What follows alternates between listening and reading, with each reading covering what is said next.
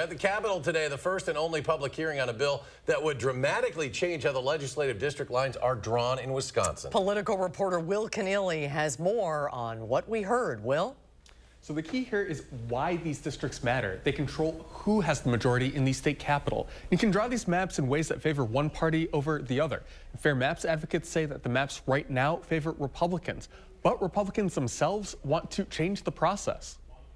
This legislation would ensure maps are drawn by a nonpartisan way. Republicans want to change how the district maps are drawn in Wisconsin. Right now, that power is with the legislature, and some advocates argue that that allows the GOP-controlled chambers to draw maps that benefit them. Under this new bill, that power would transfer to nonpartisan legislative lawyers. If we are sincere about nonpartisan redistricting, this is the time that we can do it.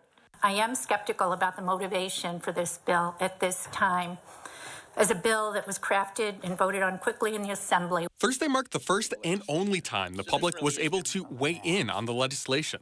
It passed the state assembly without going through the normal committee process. And this will be the only hearing that it gets in the state Senate. So this really is just about the litigation. Democrats argue that Republicans are just using the process to circumvent a lawsuit that is currently challenging the GOP-drawn maps. Liberals are now in control of the state Supreme Court and could hand down a favorable ruling for Democrats. Republicans say that their plan is modeled after what Democrats have been calling for years.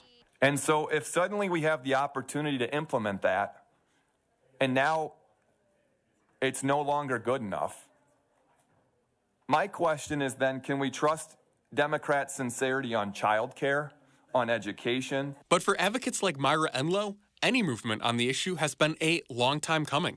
Gerrymandering has impacted my community. We cannot get our representatives to listen to us, to explain their positions on issues, to support issues that have broad bipartisan support. Now, advocates have been asking for some safeguards, like having 3/4 of the legislature support the maps instead of just a 50+1 majority, as the bill currently has. Now, that does include a bipartisan vote. Now, the bill could be amended before it hits the Senate floor.